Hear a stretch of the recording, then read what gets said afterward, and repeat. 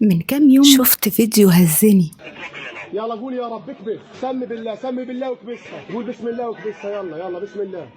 في اتنين قالوا لراجل فلسطيني واقف قدام ضابط إسرائيلي في إيديه زرار بيتحكم في صاروخ. الغريبة إن الضابط كان متردد إنه يدوس على الزرار، مش عشان عنده ضمير ولا حاجة، لكنه خايف. وقذفنا في قلوبهم الرعب. بإيديه هو الصاروخ وخايف يدوس على الزرار. المفاجأة إن اللي كان بيثبته هو الراجل الفلسطيني اللي على بعد أميال منه. فضل يقول له اضرب، ما تخافش، دوس على الزرار، بس وانت بتدوس قول توكلت على الله، بسم الله. هنا افتكرت قصة الغلام اللي جت في القرآن في سورة البروج، الغلام اللي خلى القرية كلها تآمن بربه واتحرقت كلها أحياء. قصة أصحاب الأخدود.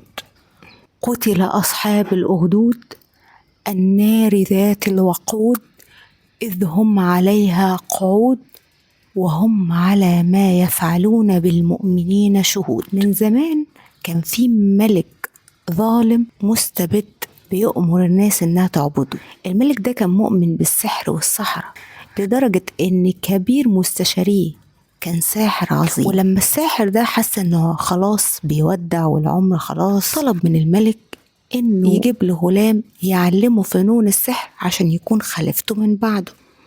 وبالفعل اختاروا غلام ذكي جدا يتعلم من الساحر فنون السحر والتمائم والتعويذ. بس قالوا له ما تقولش ايه اللي بيحصل ولا ايه اللي بتتعلمه في القصر الملكي. فعلا الغلام كان ملتزم مع الساحر وكان عنده من الفطنة والنباهة انه يتعلم بسرعة، وفضل كل يوم يروح القصر الملكي يتعلم فن من فنون السحر. لحد ما في يوم هو في طريقه سمع كلام موزون ليه وزن وقافية أشبه بتون التعويذ اللي بيقولها الساحر، بس واقعه على القلب مختلف. كلام لما بتسمعه بينزل معاه الطمأنينة والسكينة جوه قلبه. فضل يتتبع الصوت لغاية ما وصل عند راهب بيتعبد ربنا منفرد، وفضل يتكلم مع الغلام ويسمع منه ويحكي له قصته، وفضل يتعلم من الاتنين لغاية ما الساحر حس انه بيتأخر عليه في كل يوم يجيله. فعشان الغلام ينجي نفسه من توبيخ الساحر وتعنيفه على التأخير يقول له يتحجج له ان اهله هم اللي اخروا، يقول لاهله نفس الكلام ان الساحر هو اللي اخره. وفضل يتعلم من الساحر والراهب لغاية ما في يوم وهو مروح بيتهم لقى الناس محبوسة بسبب ان اسد طلع عليهم.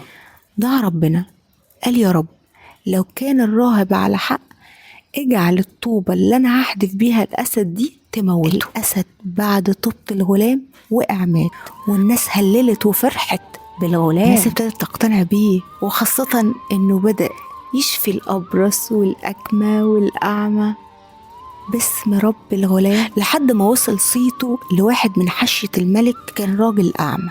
جمع الهدايا والعطايا عشان يديها للغلام عشان يرد له بصره.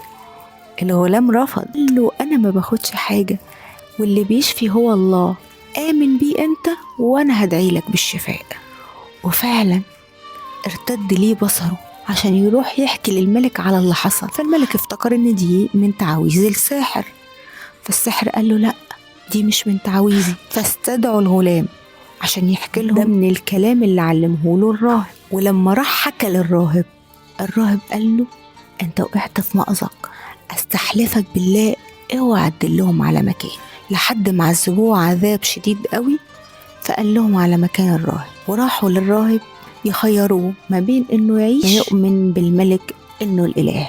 فرفض الراهب، فنشروه بالمنشار نصين. ورجعوا للغلام حاولوا يقتلوه أكتر من مرة، وفي كل مرة يفشلوا، لحد ما الغلام قال للملك لو عايز تقتلني اجمع الناس في الميدان واربطني في شجرة وخد سهم من جعبتي وانت بتحدفه قول باسم رب الغلام.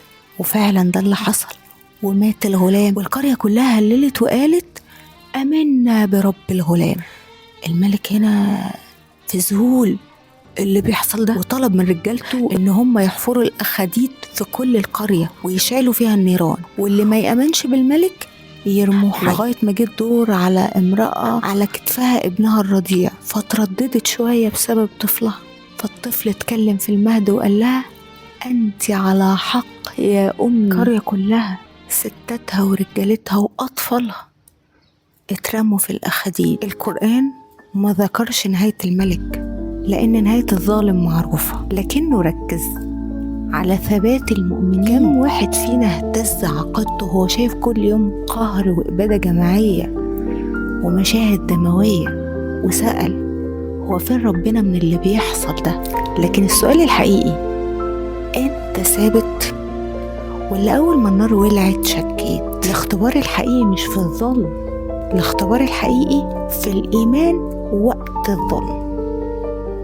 الموضوع بس محتاج لحظة